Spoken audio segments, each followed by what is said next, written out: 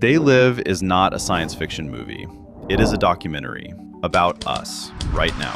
In 1988, critics dismissed John Carpenter's film as a cheap, goofy B-movie about aliens. They said the acting was stiff. They said the 6-minute alley fight was self-indulgent. They were wrong. They Live wasn't a story about monsters invading Earth. It was a ruthless autopsy of how we really live. It's a film about how comfortable we are with being controlled. And looking back at it 35 years later, the scariest thing isn't the aliens. It's that Carpenter didn't need to predict the future to write this horror story. He just looked out the window. To understand why this movie hits so hard today, you have to remember what 1988 felt like. It was morning in America. The stock market was the heartbeat of the culture. Greed wasn't just good, it was a virtue. Pop culture was drowning in neon, spandex, and relentless optimism. And into this party walked John Carpenter, the master of horror. But he wasn't bringing a slasher villain like Michael Myers this time. He was bringing a mirror. When They Live opened on November 4th, it debuted at number 1, but the critics hated it. They saw a wrestler with a mullet shooting aliens in cheap rubber masks. They called the political message clunky and heavy-handed. They thought Carpenter was just trying to make a quick buck with an action flick. But that was the trick. The sci-fi genre was a Trojan horse. Carpenter knew that nobody in 1988 wanted to watch a lecture about supply-side economics. So he wrapped his anger inside a B-movie. He later said, "By the time the 80s rolled around, I thought, the world is being sold to us." He was watching the rise of the yuppie class, young, upwardly mobile professionals obsessed with status. He hated them. And he hated how easily everyone else was buying into their dream.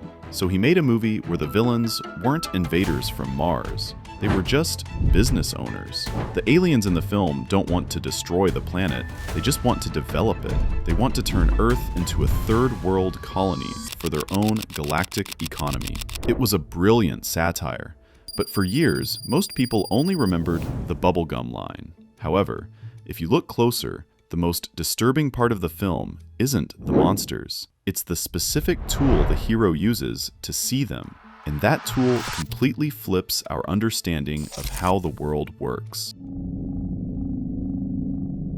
This brings us to the most brilliant and most philosophical prop in cinema history, the Hoffman lenses. In almost every other sci-fi movie, when a character discovers a hidden world, the special effects add something. They add magic, or ghosts, or a digital overlay. But in They Live, the glasses do the exact opposite. They subtract. When Nada puts the sunglasses on, the color drains out of the world. The noise disappears. The beautiful woman on the billboard advertising a vacation isn't real. The glasses strip away the image and reveal the raw command underneath: marry and reproduce. The dollar bill in his hand doesn't say, "In God we trust." It says, "This is your God." The philosopher Slavoj Žižek famously analyzed this scene in his documentary The Pervert's Guide to Ideology. He argues that They Live gets the concept of ideology exactly right, where almost every other movie gets it wrong. We usually think of ideology, our political beliefs, our worldview, as a pair of glasses we put on to interpret the world. We think that if we take the glasses off, we will see reality as it truly is. Carpenter argues the opposite. He says that we are already wearing the glasses. The natural state of our world, the color, the fun, the entertainment, that is the lie. That is the filter.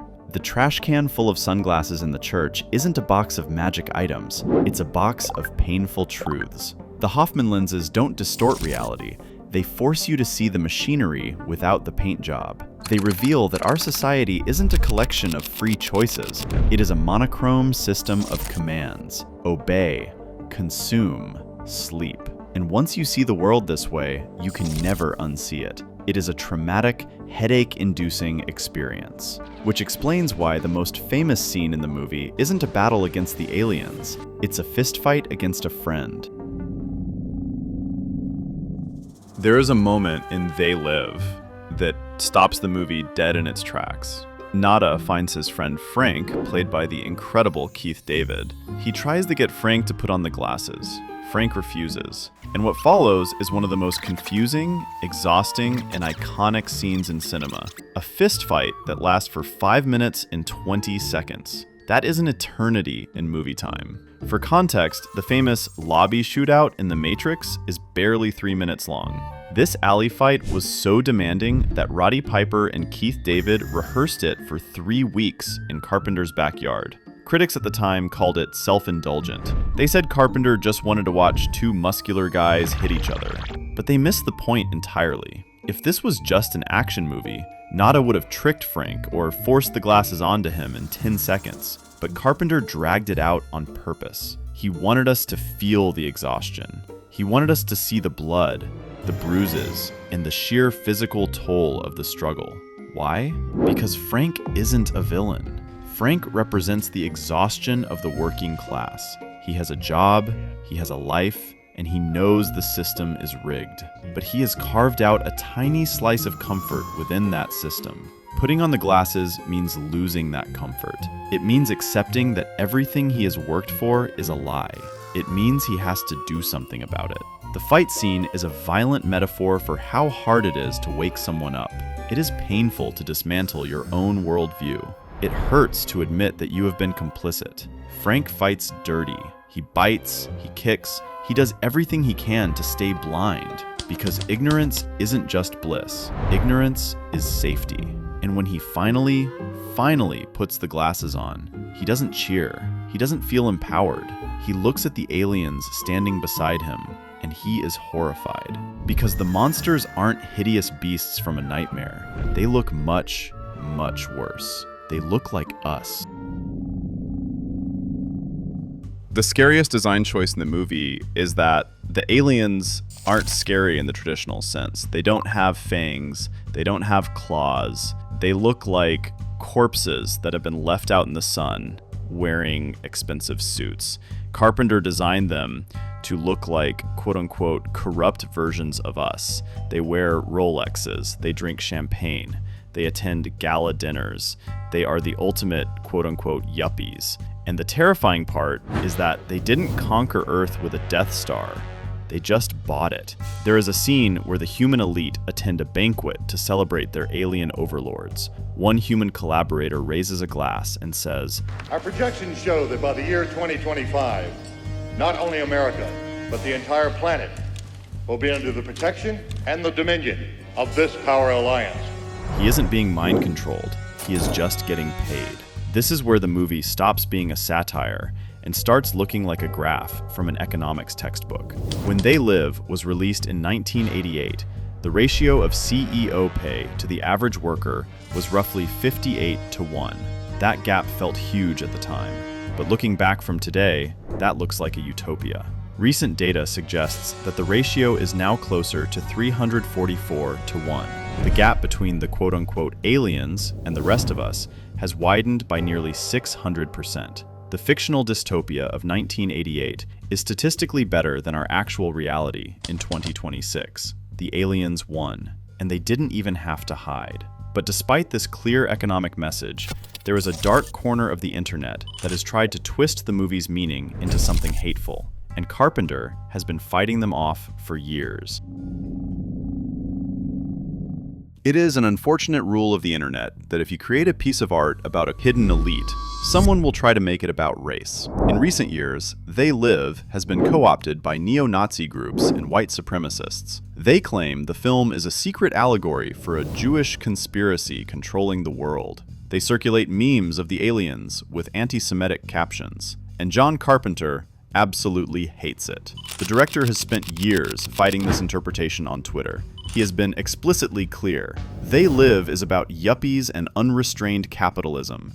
It has nothing to do with any specific race or religion. But the fact that this interpretation exists actually proves the movie's point. Remember, the aliens survive by keeping humans distracted. They want us fighting amongst ourselves. Blaming a specific race or religion for the world's problems is just another pair of sunglasses. It is a comfortable lie. It is much easier to believe that a specific group of bad people is ruining the world than to accept the harder truth. the truth that the economic system itself is designed to consume us. By turning the movie into a racist conspiracy, these groups are doing exactly what the aliens want. They are ignoring the signal. And sadly, in the original ending of the movie, even the hero doesn't get to see the world change.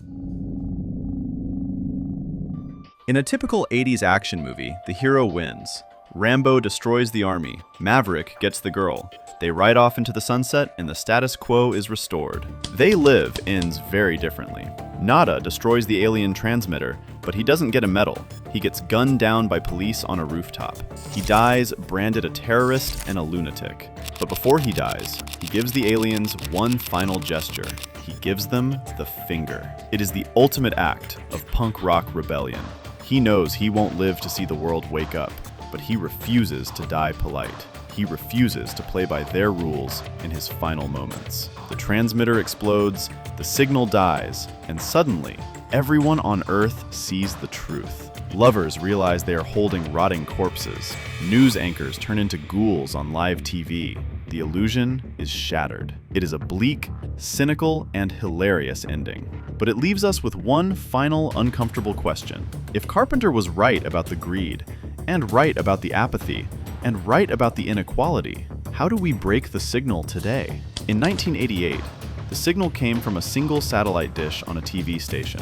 You could blow it up with a rocket launcher. Today, the signal is decentralized. It is in the algorithm. It is in the notification bell. It is in the black mirror we carry in our pockets every single hour of the day. We don't need aliens to keep us asleep anymore. We are doing a great job of it ourselves. They Live wasn't a warning about the future. It was a manual for the present. The trash can full of glasses is still there, waiting in the alley. Most people will walk right past it.